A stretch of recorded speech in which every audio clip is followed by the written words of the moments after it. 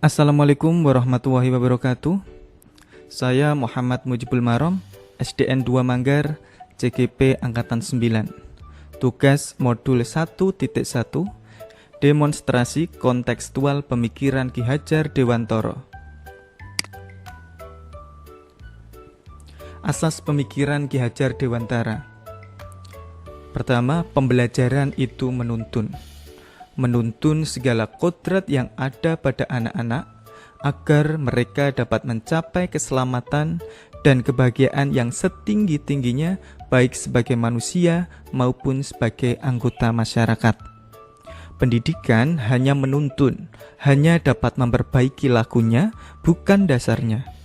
Dalam menuntun, anak diberikan kemerdekaan belajar, namun tetap diberikan arahan agar anak tidak kehilangan arah. 2. Pendidikan sesuai kodrat alam dan zaman. Kodrat alam, pendidikan harus sesuai dengan lingkungan tinggal dan kearifan lokal peserta didik. Sedangkan kodrat zaman, pendidikan harus sesuai perspektif global. Yang ketiga, pendidikan budi pekerti. Keseimbangan hidup antara cita, rasa, maupun karsa. Peserta didik dilatih memahami kemampuan diri dan mengelola diri sehingga terbentuk kesadaran sosial. Peserta didik mampu membuat keputusan yang bertanggung jawab. Trilogi Pendidikan Ki Hajar Dewantara. Ing ngarsa sung tulodo, guru harus bisa memberi contoh dan panutan kepada anak didiknya.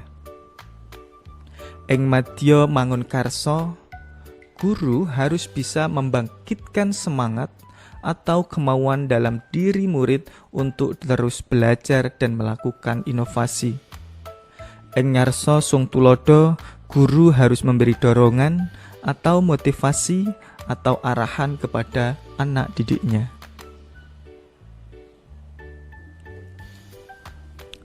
Berikut kegiatan penerapan pendidikan yang berpihak pada murid. Pertama, pembelajaran berbasis proyek. Mengajarkan melalui proyek-proyek atau tugas-tugas praktis yang relevan dengan kehidupan sehari-hari. Ini membantu murid melibatkan diri secara aktif dalam proses pembelajaran sambil mengembangkan keterampilan pemecahan masalah dan kreativitas. Contohnya pembuatan buku mewarnai sambil berpantun. Murid dapat bekerja sama dalam membuat buku mewarnai sambil berpantun. Setiap kelompok dapat merencanakan, menulis, dan mengilustrasikan pantun mereka sendiri, mengajarkan mereka tentang kreativitas dan kerja tim. Pembelajaran kooperatif mendorong kolaborasi dan interaksi antar murid. Salah satu contohnya yaitu membaca bersama-sama. Murid-murid membentuk kelompok kecil untuk membaca buku atau cerita bersama-sama. Setelah itu, mereka bisa berdiskusi tentang cerita tersebut, berbagai pemahaman, dan mungkin membuat resensi bersama. Pembelajaran berbasis game. Menggunakan permainan edukatif untuk mengajarkan konsep-konsep akademis. Ini membuat pembelajaran lebih menyenangkan dan efektif, sambil membantu murid mengembangkan keterampilan kritis seperti pemecahan masalah dan analisis. Contohnya permainan puzzle. Murid-murid bermain puzzle fisik atau digital yang berhubungan dengan materi pelajaran. Ini bisa berupa puzzle kata, teka-teki logika, atau bahkan puzzle gambar yang mengajarkan konsep dengan cara interaktif. Keempat, penggunaan teknologi edukatif. Menggunakan perangkat teknologi seperti tablet atau komputer dalam pembelajaran. Contohnya konten edukatif online. Menggunakan situs web atau platform pembelajaran online yang menyediakan video pembelajaran, latihan interaktif, dan sumber belajar lainnya yang disesuaikan dengan tingkat SD. Yang kelima yaitu pembelajaran berdiferensiasi. Contohnya materi bervariasi. Menyediakan materi pembelajaran dalam berbagai format, seperti teks, video, gambar, atau audio, sehingga setiap murid dapat memilih format yang sesuai dengan gaya belajar mereka. Ada kerja kelompok, membagi murid menjadi kelompok-kelompok yang berbeda berdasarkan kemampuan atau minat dan memberikan tugas yang sesuai dengan tingkatan mereka. Pilihan tugas, memberikan beberapa pilihan tugas dengan tingkat kesulitan yang berbeda. Penugasan proyek, menyediakan berbagai proyek yang sesuai dengan minat dan keterampilan murid. Mereka dapat memilih proyek yang paling menarik bagi mereka dan yang sesuai dengan bakat mereka.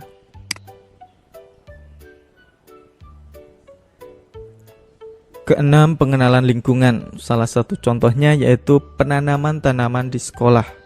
Murid dapat berpartisipasi dalam kegiatan menanam tanaman seperti bunga, sayuran, atau pohon di kebun sekolah. Ini mengajarkan mereka tentang siklus tanaman dan pentingnya menjaga lingkungan.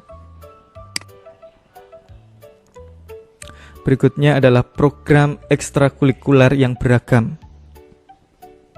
Menyediakan berbagai pilihan ekstrakurikuler seperti olahraga, seni, musik, tari, atau ilmu pengetahuan. Ini membantu murid mengeksplorasi minat mereka di luar kurikulum akademis. Yang terakhir yaitu pembelajaran berbasis masalah. Mengajarkan melalui pendekatan pemecahan masalah nyata. Salah satu contohnya yaitu masalah kebersihan.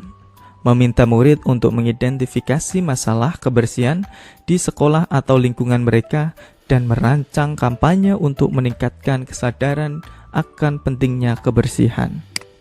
Itulah beberapa kegiatan yang sudah saya lakukan di sekolah saya. Sedangkan tantangannya, kelas dengan beragam tingkat kemampuan. Di kelas yang memiliki beragam tingkat kemampuan, sulit untuk menyusun pembelajaran yang sesuai dengan kebutuhan setiap murid. Menerapkan pendekatan yang berpihak pada murid memerlukan strategi untuk mengatasi perbedaan ini. Yang kedua, pembelajaran massal. Dalam kelas dengan jumlah murid yang besar, sulit bagi guru untuk memberikan perhatian individu kepada setiap murid. Ini dapat mengurangi efektivitas pendekatan yang berfokus pada murid. Yang ketiga, partisipasi orang tua yang beragam.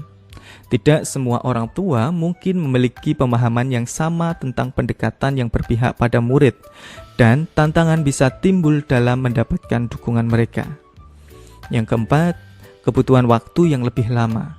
Pendekatan yang berpihak pada murid mungkin memerlukan waktu lebih lama dalam merancang pembelajaran yang sesuai dengan kebutuhan individual murid.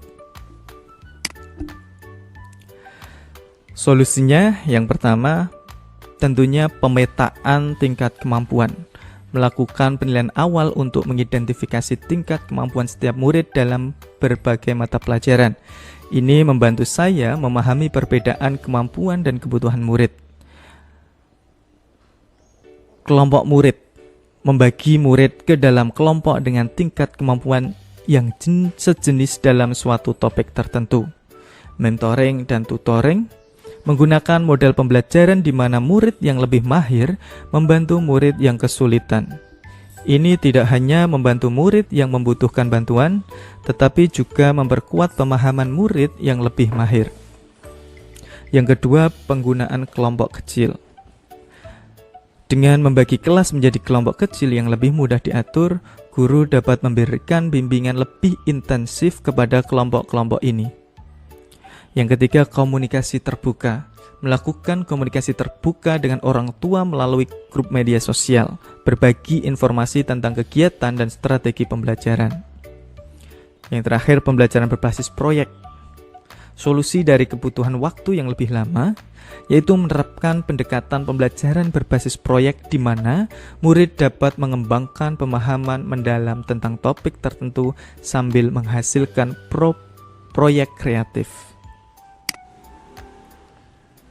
Nah, kesimpulan dari demonstrasi kontekstual pemikiran Ki Hajar Dewantara adalah pendidikan yang berpusat pada murid menurut Ki Hajar Dewantara adalah pendekatan yang menghargai dan mengutamakan perkembangan individual setiap murid.